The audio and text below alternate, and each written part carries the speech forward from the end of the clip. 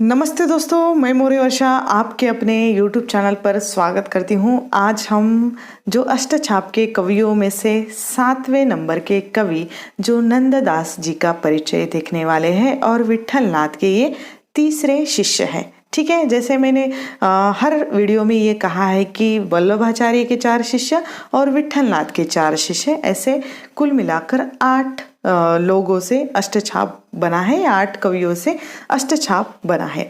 ठीक है, तो वल्लभाचार्य के 4 शिष्यों का परिचय हमने देखा था। विट्ठलनाथ के भी 2 शिष्यों का परिचय जैसे गोविंद स्वामी और चित्त स्वामी का परिचय हमने पिछले वीडियो में देखा है और आज हम नंददास जी का परिचय देखेंगे। ठीक है, ये 7वें अष्टछाप के कवि है।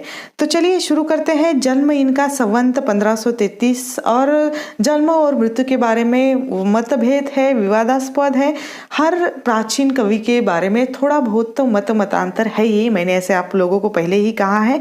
और बहुत सारे आलोचकों ने अपने अपने अध्ययन के अनुसार इनका जन्म और मृत्यु का जो सन है या ईस्वी सन है वह माना है। यहाँ पर मैंने जैसे दिया है कि श्याम सुंदर दास ने 1590 ईस्वी का इनका जन्म माना है। प्रभुदयाल मित्तल और पंडित कंठमणि शास्त्री ने संवत 1570 का इनका जन्म माना है। इनकी मृत्यु संवत 1583 में हुई है ऐसे मानी जाती है। और इनके गुरु जैसे मैंने कहा कि ये विट्ठलनाथ के शिष्य हैं। इनकी भाषा भी ब्रज है। लगभग कृष्ण काव्यधारा के जितने भी जो कवि हैं उनकी ब्रज भाषा ही मुख्य रही है। इनका काल भी भक्ति काल रहा है। इनकी बहुत सारी रचनाएं मिलती है, जैसे पहली जो रचना है इनकी रूप मंजरी, यानी यह एक लघु आख्यानक काव्य है। यह एक प्रेमाख्यानक काव्य है। नायिका निर्भयपुर के राजा धर्मवीर की पुत्री रूप मंजरी है, जिस नायिका के आधार पर इस रचना का निर्माण किया है। परकीय भाव की प्रधानता इस रचना में प्रमुख रूप से आई हुई है। आपको याद रखना है कि कहा जा सकता है कि रूप मंजरी इस रचना में, या रूप मंजरी किसकी पुत्री है, या ऐसे थोड़ा सा हटकर प्रश्न आ सकता है। आजकल नेट की परीक्षा में बहुत ही जो सूक्ष्म अध्ययन के प्रश्न पूछे जा रहे हैं, तो आपको ये याद रखना है कि ये निर्भयपुर के राजा धर्मवीर की पुत्री रूपमंजरी थी, उसी पर आधारित ये रचना है, यानी ये नायिका प्रधान प्रेमाख्यानक काव्य है। ठीक है, परकीय भाव की प्रधानता है इसमें। दूसरी जो रचना है इनकी रस मंजरी, नायिका भेद से संबंधित यह भी इनकी रचना है। मान मंजरी या मानस मंजरी ये उनकी तीसरी रचना। उसके बाद विरह मंजरी, या यह जो है भावात्मक काव्य है। ज्ञान मंजरी, अनेकार्थ मंजरी जो पर्याय शब्दकोश ग्रंथ है ऐसा माना जाता है। उसके बाद आता है रास पंचाध्यायी, जो भगवान श्री कृष्ण की रास लीला का वर्णन इस रचना में आया हुआ है, जिसमें ब्रज भाषा में ये रचना मिलती है और इसमें प्रमुख रूप से रोला छंद आता है। ठीक है, तो ये भी छोटी सी बातें आपको याद रखनी होगी। सिद्धांत पंचाध्यायी ये और एक रचना इनकी है जो भक्ति सिद्धांत का ये ग्रंथ है ऐसा माना जाता है। उसके बाद भागवत दशम स्कंद, उसके बाद भाषा दशम स्कंद, मान चिंतामणि माला, अनेकार्थ माला, उसके बाद रुक्मिणी मंगल विरह काव्य है, जैसे जो उर्वशी या साकेत है उसी तरह ये रुक्मिणी जो विरह काव्य है। दान लीला, उसके बाद मान लीला, श्याम सगाई, राधा कृष्ण की सगाई का वर्णन है इसमें। भंवर गीत या भ्रमर गीत, भंवर गीत दोनों थोड़े से अलग नाम है लेकिन एक ही है।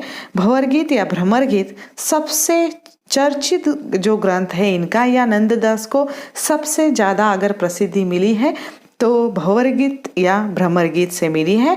भावुकता के स्थान पर दार्शनिकता का एवं तार्किकता का जो समावेश इस रचना में हुआ है, या उसकी प्रधानता इसमें ज़्यादा हमें दिखाई देती है, जो ज़्यादा प्रसिद्ध रही है। ठीक है, सबसे चर्चित भी ग्रंथ है। उसके बाद सुदामा चरित्र जो सख्य भाव की रचना मानी जाती है नंददास की। उसके बाद गोवर्धन लीला, 12 खड़ी, नंददास पदावली, हितोपदेश और नासिकेतु पुराण। अब नासिकेत पुराण जो रचना है इनकी अंतिम रचना मानी जाती है। इस तरह नंददास की बहुत सारी रचनाएं मिलती है जो आपको याद रखनी होगी। अब नंददास के बारे में विशेष जो बातें हैं वह यह है कि ये अष्टछाप के कवि है। जैसे मैंने कहा कि विट्ठलनाथ के शिष्य है, उसी तरह अष्टछाप के ये 7वें कवि है जन्म के अनुसार। ठीक है, जन्म के अनुसार ये 7वें कवि है। मैं बार बार आप लोगों को ये बातें क्रम की इसलिए बता रही हूँ क्योंकि नेट की परीक्षा में हमेशा क्रम लगाओ के जो प्रश्न आते हैं उससे आपको याद रह जाएगा कि अष्टछाप के कवि पहले कौन से आते हैं और बाद में कौन से आते हैं। ठीक है, पहले वल्लभाचार्य के 4 शिष्य आते हैं, उसके बाद विट्ठलनाथ के 4 शिष्य आते हैं। जो वल्लभाचार्य के शिष्यों का क्रम 1400 से लगभग समान है। 1400 से संवत 1400 से उनका जन्म शुरू होता है और विट्ठलनाथ का जो संवत 1500 से इनका जन्म शुरू होता है। तो आपको ये बातें थोड़ी सी याद रखनी है कि विट्ठलनाथ बाद में आते हैं और वल्लभाचार्य पहले आते हैं, तो उसी हिसाब से आपको क्रम लगाना है। ठीक है, ये थोड़ी सी बातें अगर आप ध्यान में रखते हैं तो आसानी जाएगी आपके लिए। अष्टछाप के कवियों में आयु की दृष्टि से सबसे ये छोटे रहे हैं। कवित्व की दृष्टि से अगर जो सूरदास को अकेले को छोड़ दिया जाए तो उसके बाद नंददास का ही परिचय होता है या उन्हीं का स्थान लगता है, ये सबसे ऊंचे हैं। सूर के पश्चात जो भ्रमर गीत काव्य परंपरा में सर्वाधिक प्रसिद्धि या ख्याति प्राप्त कवि नंददास जी ही है। गोस्वामी गोकुलनाथ ने अपनी रचना 252 वैष्णव की जो वार्ता में इन्हें गोस्वामी तुलसीदास का जो भाई बताया है, क्योंकि गोस्वामी जी के अनुकरण पर ही इन्होंने श्रीमद् भागवत की कथा पद्य में लिखी थी, ऐसा कहा जाता है। आलोचक बहुत सारे कहते हैं कि ये तुलसीदास के भाई है, क्योंकि उन्हीं के अनुकरण, जैसे उन्होंने जो तुलसीदास ने जैसे रामचरित्र लिखा उसी तरह श्रीमद् भागवत की कथा इन्होंने पद्य में लिखी, ऐसा कहा जाता है। भक्तमाल में नंददास को चंद्रहास का भाई कहा गया है। भक्तमाल जो रचना है उसमें नंददास को चंद्रहास का भाई कहा गया है। वियोग हरि ने नंददास की रास पंचादही हिंदी का गीत गोविंद कहा है, यानी जो वियोग हरि है उन्होंने नंददास की जो रास पंचादही ये रचना है उसको हिंदी का गीत गोविंद कहा है। ठीक है, ये बातें आपको याद रखनी है। कोमलकांत पदावली के कारण नंददास की तुलना जयदेव से की जाती है, यानी जो कवि जयदेव है उनसे तुलना की जाती है नंददास की इनकी कोमलकांत पदावली के कारण।